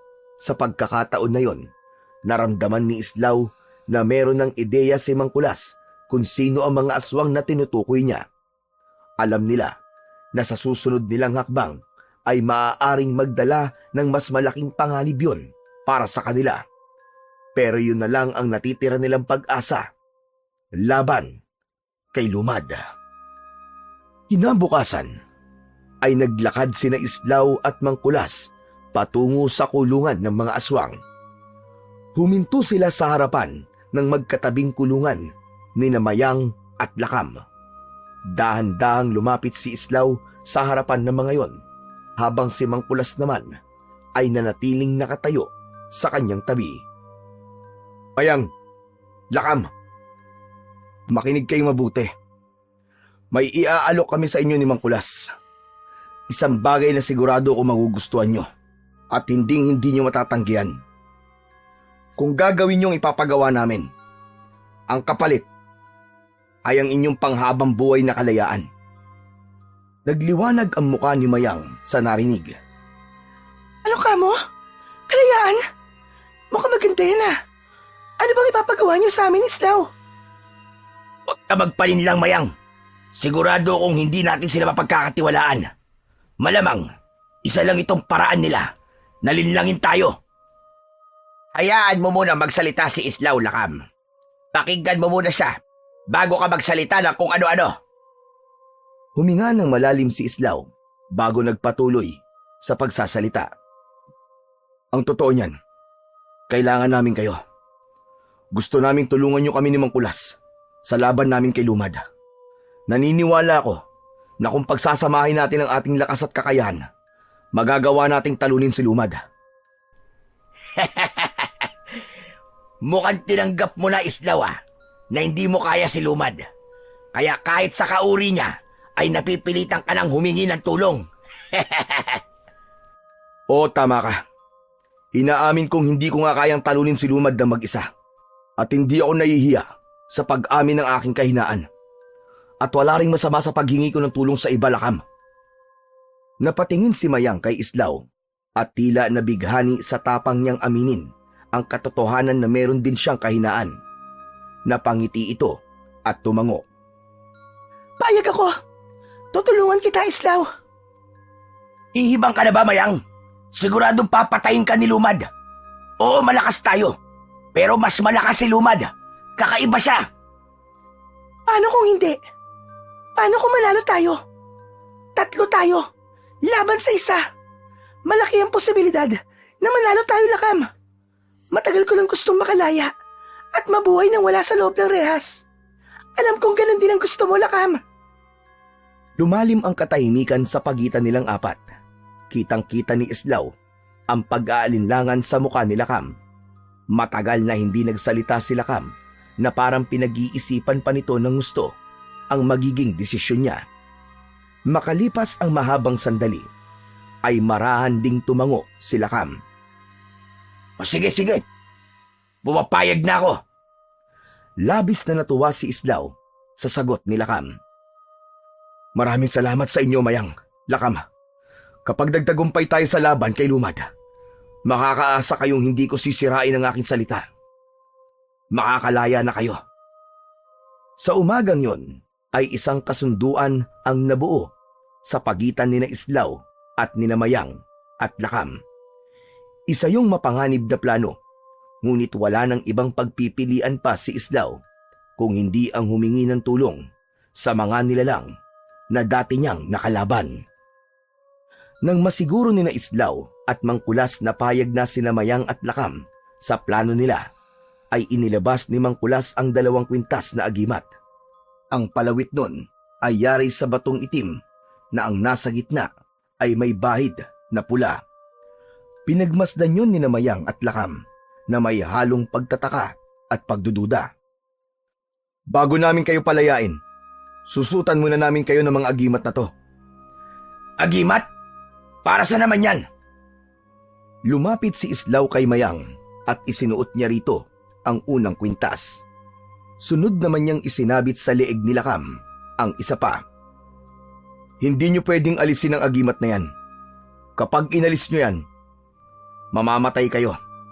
At kung gagawa kayo ng kahit na anong bagay na hindi ko magugustuhan, isang ritual lang ang kailangan kong gawin at mamamatay rin kayo. Grabe, masyado ka namang sigurista, Islaw. Wala ka bang tiwala sa amin ni Mayang at kailangan mo pa kaming suotan ng ganitong klase ng agimat? Hindi natinag si Islaw sa sinabi ni Lakam. Mas mabuti ng sigurado kaysa sa magsisi sa uli. Bumuntong hininga si Lakam, ngunit hindi na ito sumagot pa.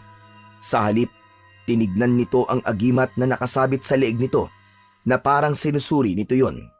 Samantala, si Mayang naman ay nakangiti lang na parang hindi alintana ang bantang dala ng kwintas. Maya-maya pa ay binuksan na ni Mangkulas ang kulungan ni Mayang at Lakan. Agad na lumabas si Mayang ng kulungan at para itong isang bata na tumakbo sa paligid. Dumipa pa ito at umikot habang nakatingala. Nang mahilo ito, ay natumba ito ng kusa at saka malakas na tumawa.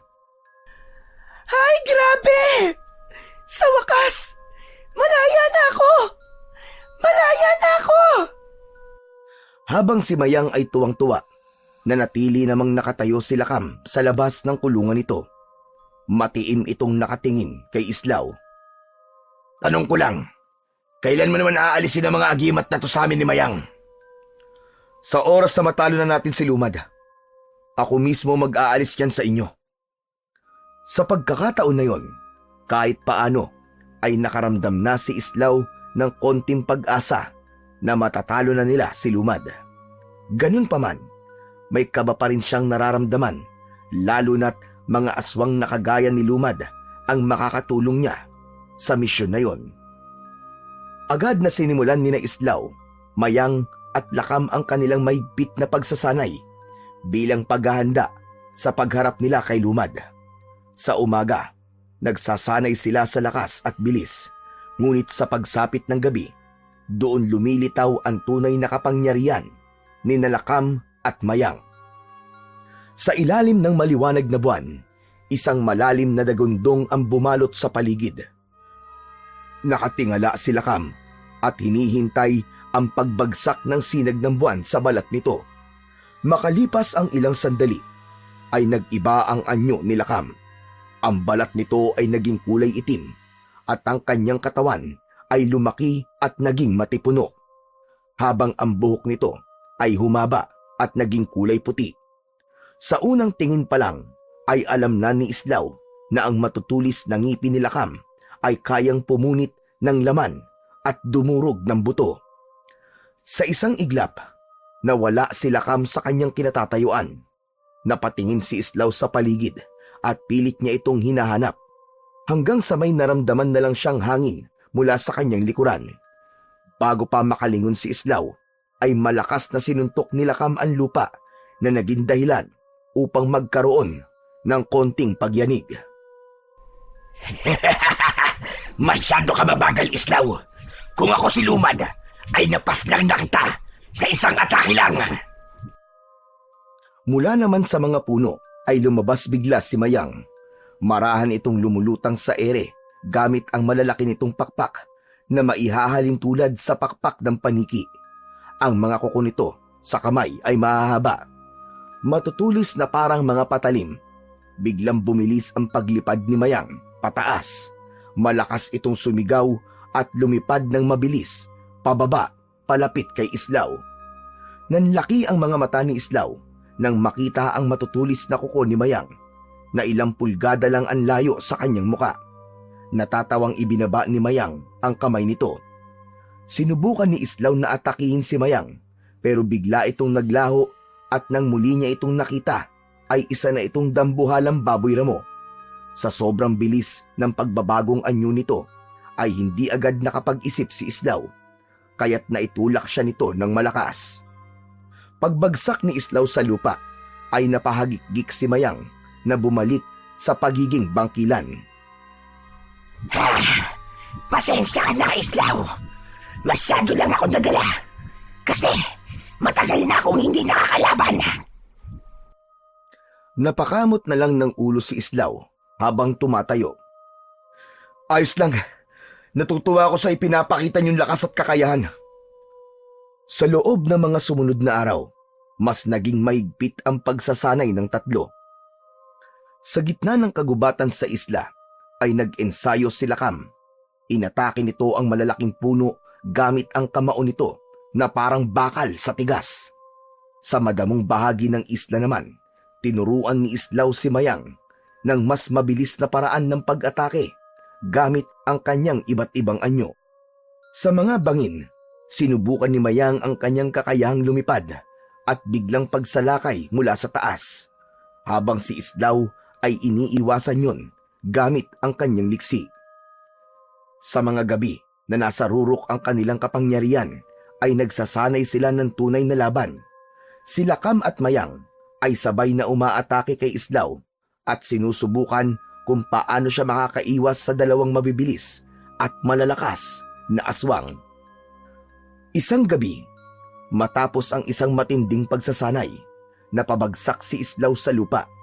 Humihingal siya, ngunit halatang nasasanay na siya sa bilis at lakas din na Lakam at Mayang. Tumingin si Islaw sa buwan. Alam niyang ang oras nila ay nauubos na. Malapit na ang laban nila kay Lumad. Ngunit sa sandaling yun, ang pinakamahalaga ay patuloy silang lumalakas. Isang madaling araw, sa loob ng kubo ni Mangkulas, ay narinig ni na Islaw at Mangkulas ang malakas na paghilik ni Lakam, habang si Mayang naman ay nakatihaya ng higa at bahagyang nakanganga. Sa sobrang pagod sa pagsasanay, ay nakatulog ng mahimbing ang dalawang aswang.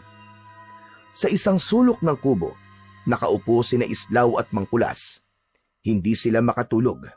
Sa halip, tahimik nilang pinagmamasdan ang dalawang nilalang na noon ay itinuturing nila ni Mangkulas na mga kaaway. Napailing si Mangkulas at bahagyang natatawa. Kung may magsasabi sa akin noon na isang bangkilan at isang gabunan ang magtutulungan, tatawanan ko lang siya. Bakit naman, Mangkulas? Dahil noon pa man, mortal na magkaaway ang lahi nila. Ang gabunan ay malakas, matibay, at tapat sa kanilang pangkat, pero kinatatakutan sila dahil sa kanilang walang awang pag-uugali. Ang bangkila naman, tuso, mabilis, at biyasa sa pagbabagong anyo. Pero hindi kailanman sila nagkasundo. Lagi silang magkalaban sa mga teritoryo, sa pagkain, at sa paniniwala. Humugot ng malalim na paghinga si Islaw, saka tumingin kay Mayang na mahimbing pa ring natutulog.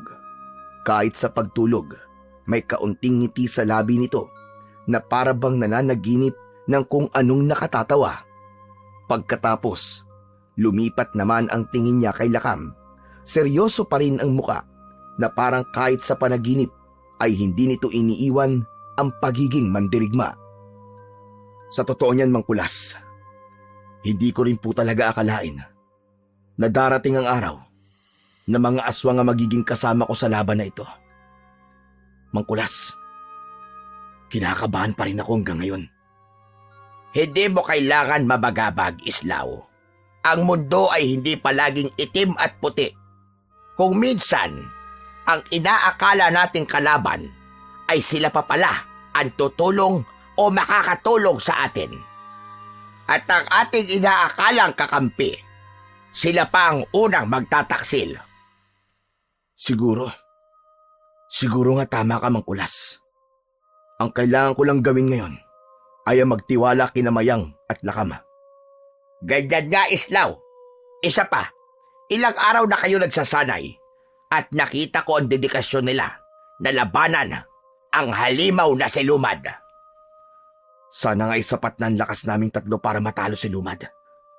Pero Mangkulas, wala na ba talaga tayo nung abunong buto ng gabunan?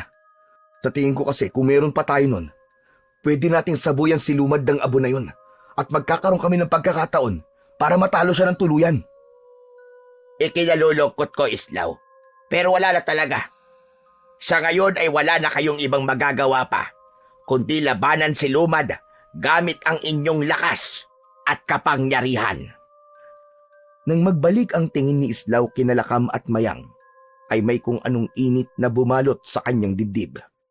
Napangiti siya nang mapagtanto niya na hindi na lang basta aswang ang dalawa, kundi ang mga ito ang pag-asa niya para tuluyan ng matuldukan ang kasamaan ni Lumad. Hanggang sa dumating na ang araw ng pag-alis ni na Islaw sa isla upang magtungo sa baryo Batabat. Nakatayo sila sa dalampasigan kung saan nasa tabi nila ang bangka na sasakyan nila paalis sa isla na yon. Ngayong araw na tayo aalis sa islang ito para magtungo sa baryo Batabat. Talaga? Sa wakas, makakakita na ulit ako ng maraming tao. Makakakain na ulit ako ng masarap na pagkain at makakainom na ulit ako ng dugo. Mayang, hindi kayo pwedeng pumatay ng tao. Yan ang maigpit kong ipinagbabawal. Hoy, ano ka ba naman? Hindi dugo ng taong tinutukoy ko, kundi dugo ng baboy na mo. Basta, hindi kayo pwedeng pumatay ng tao. Alam niyo na ang mangyayari kapag ginawa niyo yun. Oo na, sige na. Magpapakabait ako. Pangako ko yan.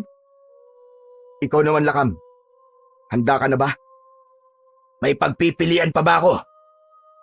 Kailangan yung tandaan na iisa lang ang layunin natin at may dahilan kung bakit kayo lalaban kay Lumad. At yun ay para ipakita nyo na kaya nyong lumaban hindi lang para sa sarili nyong kalayaan, kundi para sa kalayaan ng mga tao sa takot na bumabalot sa kanila at sa kapakanan ng mas nakararami. Kahit aswang kayo, ay hindi yun hadlang para gumawa kayo ng tama at mabuti. Na, Islaw. Tara na. Umalis na tayo sa islang ito. Ang dami mo pang sinasabi. Naglakad na sila sa bangka kung saan naghihintay si Mangkulas. Dala nito ang isang lumang supot. Narito na ang ilang halamang gamot at langis. Alam kong hindi kayo basta-basta mapipinsala. Pero hindi masamang may dala kayong panggamot sa inyong mga sugat. Kinuha ni Islaw ang supot at tumango bilang pasasalamat sa matanda. Alam kong mahirap ang laban na kakaharapin nyo. Pero ito ang tatandaan nyo. Hindi kayo nag-iisa. May dahilan ang kalikasan kung bakit nagkatagpo-tagpo ang landas nyo. Magtiwala kayo sa isa't isa at palagi kayong magtulungan. Salamat po, Mangkulas. Malaki po ang naitulong niyo sa aming pagsasanay. Lumapit si Mayang at mabilis na yumakap kay Mangkulas. Ikinagulat naman yun ng matanda. Salamat sa lahat, matanda. Kahit palagi mo akong sinisermonan. Hay nako, pasaway ka pa rin talaga kahit kailan, Mayang. Walang anuman. Si Lakam naman ay tumangulang kay Mangkulas bilang respeto. O sige na, umalis na kayo at mag-iingat kayong tatlo. Hangad ko ang inyong tagumpay. Sumakay na sila sa bangka. Nang magsimulang umusad ng bangka palayo sa isla, tinanaw ni Islaw ang lumiliit na imahe ni Mangkulas sa dalampasigan. Isang kabanata ng kanilang buhay ang nagtapos. Ngunit isang mas malaking laban ang naghihintay sa kanila sa pagbabalik nila sa Baryo Batabat. Nang makarating sila Islaw sa Baryo Batabat, ay sumalubong sa kanila ang nakabibinging katahimikan. Bumungad sa kanila ang mga bakas ng pananalasang nangyari roon. Mga bahay na wasak at mga taong bakas ang takot sa muka. Halos madurog ang puso ni Islaw habang iginagala niya ang kanyang mata sa paligid. Di ko akalaing ganito na ang itsura ng baryo namin. Malinaw na hindi lang isang beses sumatake ang lumat na yun dito, Islaw. Malamang, sinamantala niya ang pagkakataon habang wala ka. Pinagpatuloy nila ang paglalakad patungo sa bahay ni Islaw. Nang makapasok sila, ay agad silang naupo at sinimulang mag-usap. Kailangan natin magplano ng gusto. Hindi natin pwedeng harapin si Lumad nang hindi natin alam ang kahinaan niya. Yan ay kung meron siyang kahinaan. Lahat ng nilalang Mayang ay may kahinaan. Kung ganon, anong gagawin natin? Una, kailangan malaman natin kung nasan si Lumad. Malamang ay nandito lang siya sa paligid ng baryo. Walang bahala ron. Mas mabilis akong kumilos sa gabi. Kaya ko ring magbago ng anyo. Kaya magiging madali para sa akin ang paghahanap sa kanya. Sige, Mayang, pero mag-iingat ka. Nagpatuloy ang kanilang pag-uusap hanggang sa napansin ni Islaw ang kaliwang kamay ni Lakam na nakabalot ng isang itim at makapal na tela. Ano yan, Lakam? Bakit may nakabalot na itim na tela sa isa mong kamay? Wala ito. Binalutan ko ng tela ang isa kong kamay upang maprotektahan ito sa tuwing susuntok ako o aatake gamit ito. Nagsasabi ka ba ng totoo, Lakam? May nangyari ba sa kamay mo? Sinabi ko na nga sa'yong wala ito, Islaw. Saglit silang nagtitigan. Napansin ni Islaw ang bahagyang pag-iwas ng tingin ni Lakam. Pero hindi na siya nag-usisa pa. Isa pang pinaka-ayoko. Ayoko may liman sa pagitan nating tatlo. Tandaan nyo, tayong tatlo ngayon ay iisa. Ipinagpatuloy ng tatlo ang pagbuo ng plano laban kay Lumad. Natuwa si Islaw dahil napagtanto niya na mas masarap pala sa pakiramdam na hindi siya nag-iisa sa kanyang layunin na protektahan ang Baryo Batabat. Mula nang dumating sina Islaw sa Baryo Batabat, hindi sila tumigil sa paghahanap kay Lumad. Tuwing gabi, nagroronda sina Islaw at Lakam sa bawat sulok ng baryo. Samantalang si Mayang naman ay nag-aanyo bilang dambuhalang ibon at lumilipad sa kalangitan upang magmasid-masid sa kagubatan at sa mga masukal na bahagi ng baryo. Ngunit sa tuwing bumabalik ito, lagi nitong sinasabi ang parehong bagay. Wala pa rin. Ni isang bakas ng kuta niya ay hindi ko matuntun mula sa impapawid. Hindi kaya nagtatago siya sa isang lugar na hindi natin inaasahan? O kaya naman, naghihintay siya ng tamang oras para umatake? Sa pangatlong gabi, habang nasa loob sila ng kubo at naghahanda ng kanilang mga sandata, isang malakas na sigawan ang pumunit sa katahimikan ng gabi. Agad na napatingin sina Islaw sa isa't isa. Bago mabilis na kumilos, kinuha ni Islaw ang kanyang itak, habang si Lakam naman at Mayang ay sumunod sa kanya palabas. Sa paglabas nila, ay bumungad sa kanila ang nakapanghihilakbot na tanawin. Mga bahay na wasak ang mga pinto, mga tao na nagtatakbuhan, ang ilan ay sugatan na, at sa gitna ng kaguluhan na yon, ay nakita nila si Lumad na walang awang inaatake ang bawat taong nakakasalubong nito. Tumiim ang bagang ni Islaw nang muling nakita ang hanagob na si Lumad. Lumad! Kami ang harapin mo, halimaw ka! Dahan-dahang tumingin si Lumad sa kanila. Isang ngisi ang gumuhit sa mukha nito. Binitiwan nito ang isang dugoang lalaki na muntik na nitong sakmalin sa leeg. Islaw! Sa wakas nagpakita ka rin. Aba! At mukhang may bago ka pang mga kakampi ngayon. Sa isang iglap, mabilis na nagpalit ng anyo sina Mayang at Lakam. Si Mayang ay nag-anyong bangkilan, habang si Lakam naman ay naging isang mabagsik na gabunan. Hindi ako makapaniwala. Ang kauri ko mismo nasa panig mo ngayon. Nakatatawa ka, Islaw. Pero wala akong pakialam kung sino ang ano nasa panig mo ngayon. Tandaan mo ito, Islaw. Ang sino mang hahadlang sa akin ay kamatayan ang sasapitin. Masyado kang maraming sinasabi! Lumad! Dahin mo pa ang isang babae! Laban na! Sa isang iglap, sumugod si Islaw kay Lumad habang mahigpit ang hawak niya sa kanyang itak. Ang mutya ng balete sa loob ng kanyang katawan ay tila nag-aapoy habang gumagapang ang kakaibang enerhiya sa kanyang mga ugat. Mas naging matalas ang kanyang pandinig at mas bumilis ang kanyang pagkilos. Sa paglapit ni Islaw kay Lumad, ay buong puwersa niyang hinataw ang itak dito, ngunit mabilis na nakaiwas si Lumad. Sa halip na umatras, sinalubong nito ang pag-atake ni Islaw at hinawi ng matatalim nitong mga kuko ang matigas na talim ng kanyang itak. Lumipad naman si Mayang at ang mga pakpak nito ay nagpakawala ng matitinding bugso ng hangin. Mula sa ere, sumugod ito, bumuelo at bumaon ang matatalim nitong kuko sa balikat ni Lumad. Isang malalim na sugat ang iniwan nito roon. Ngunit sa halip na manghina ay mabilis na sinunggaban ni Lumad si Mayang sa ere. Nahablot ni Lumad ang isang paa ni Mayang at malakas itong ibinalibag sa lupa. Habang abala si Lumad kay Mayang, lumitaw sa likuran nito si Lakam sa isang iglap. Buong lakas nitong sinuntok ang hanagob sa likod na naging dahilan para muntik nang matumba si Lumad.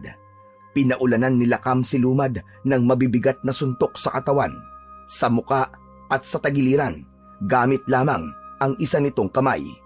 Parang bakal ang kamao ni Lakam. Bumagsak si Lumad, pero mabilis din itong bumangon na parang walang nangyari. Mabilis na inatake ni Lumad si Lakam at sumaksak ang matutulis nitong mga kuko sa tagiliran ni Lakam. Napangiwi si Lakam ng dahil sa sakit, ngunit imbis na umatras, hinablot nito si Lumad at sinakal gamit lamang ang isang kamay. Lakam! Hawakan mo siya! Huwag mo siyang pakakawalan! Gamit ang buong lakas, umakyat si Islaw sa isang puno at mula roon ay lumandag siya pababa. Itinutok niya ang itak sa leeg ni Lumad. Subalit sa huling sandali, Mabilis na umiwas si Lumad. Kasunod nun ay nagawa nitong saksakin si Lakam sa tiyan gamit ang matutulis nitong mga kuko. Hinagis nito palayo si Lakan. Nang bumagsak si Lakan sa lupa, sumugod ulit si Islaw kay Lumad. Ang mutya ng balete sa loob ng kanyang katawan ay mas lalong nagiinit. Ngunit sa kabila ng kanyang bilis ay nagawa pa rin sabayan ni Lumad ang bawat galaw niya. Hindi nagtagal, isang mabilis na sipa mula kay Lumad ang sumalubong sa sikmura ni Islaw. Dahilan upang mapaatras siya. Sa isang iglap, isang matulis na kuko ang humiwa sa kanyang tagiliran. Duguan na si Islaw pero hindi siya pinanghinaan ng loob. Mula sa itaas, lumipad muli si Mayang. Mula roon, sumugod ito pababa papunta kay Lumad. Nakaumang ang matatalim nitong kuko. Muling nagpakita ng bangis si Lumad. Sinunggaban nito si Mayang sa leeg at sa isang iglap, inihagis nito si Mayang sa isang puno.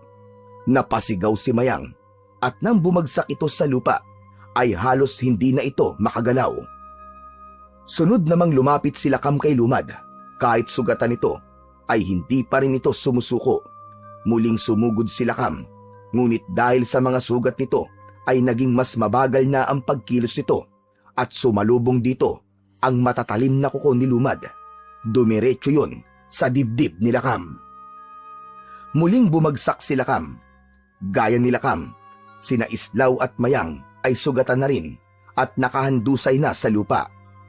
Isang malakas at nakakalokong halakhak ang pinakawalan ni Lumad.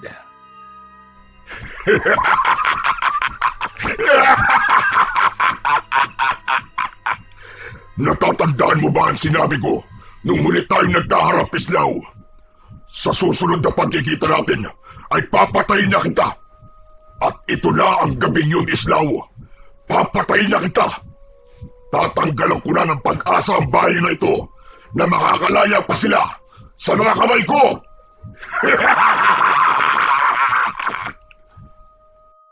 Habang hawak ni Lumad ang mukha ni Islaw, ay nakakaloko itong ngumisi. Itinaas nito ang isa nitong kamay at kahit paano ay tinanggap na ni Islaw na yun na ang katapusan niya. Ngunit bago pa siya mapaslang ni Lumad, ay biglang tumayo si Lakam sa kabila ng mga sugat nito. Inilabas nito ang isang supot at mabilis itong tumakbo patungo kay Lumad. Isinaboy ni Lakam sa mukha ni Lumad ang pulbos na laman ng supot. Tikman mo ang abo ng buto ng gabunan! Lumad! Agad na napasigaw si Lumad sa matinding sakit. Pumalahaw si Lumad at bumagsak sa lupa habang pilit na inaalis ang abo sa kanyang muka. Nangingisay ito sa sakit at halos hindi na makatayo. Doon napansin ni Islaw ang braso ni Lakam nang aksidenteng natanggal ang telang nakabalot sa isa nitong kamay. Laking gulat niya nang makita niyang putol na ang isang kamay nito. Lakam! Ano nangyari sa kamay mo? Pinutol mo ang kamay mo para lang makagawa ng abo mula sa buto ng gabunan? Mas mahalaga ang laban na to kaysa sa isang kamay ko, Islaw. Mamaya na tayo mag-usap. Tapusin na natin ang halagog na yan bago pa siya makabawi ng kanyang lakas. Sa sandaling yun, naramdaman ni Islaw ang muling pagsiklab ng apoy sa kanyang dibdib. Tama si Lakam. Hindi yun ang oras para sa mga katanungan niya at hindi nila pwedeng sayangin ang pagsasakripisyo ni Lakam sa isa nitong kamay. Sa pagkakataon na yun, ay nagawa na ring tumayo ni Mayang. Nakatingin silang tatlo at sabay-sabay silang sumugod kay Lumad. Si Islaw ang unang umatake habang patuloy na pinalakas ng mutya ng balete ang kanyang katawan. Mabilis siyang sumugod kay Lumad at buong lakas niyang tinaga ang balikat nito. Bumaon ang itak sa laman nito at lumabas mula roon ang maitim na dugo. Sunod naman na umatake si Mayang. Muli itong lumipad ng mataas para bumuelo at saka ito bumulusok pababa. Malalim na bumaon ang matatalim nitong kuko sa likod ni Lumad. Pumalag si Lumad at pilit na dumipensa kahit nangihina na ito. Malakas na sinipa ni Lakam sa sikmura si Lumad na naging dahilan para mapahiga itong muli. Muling nagpakawala ng isang matinding pag-atake si Islaw Gamit ang kanyang itak, pinuntirya niya ang leeg ni Lumad. Paulit-ulit niya yung tinaga hanggang sa tuluyan nang humiwalay ang ulo ni Lumad sa katawan nito.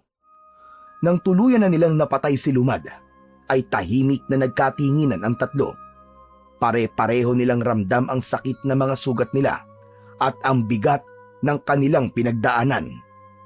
Hindi makapaniwala si Islaw na ang dating kinatatakutan na hanagob na si Lumad ay isa na lang masamang alaala sa lahat. Biglang nagtatatalon sa tuwa si Mayang. Umikot-ikot pa ito na parang isang bata. Yay! Nanalo tayo! Nanalo tayo! Patay na si Lumad! Ang galing-galing nating tatlo! Nagwagi tayo!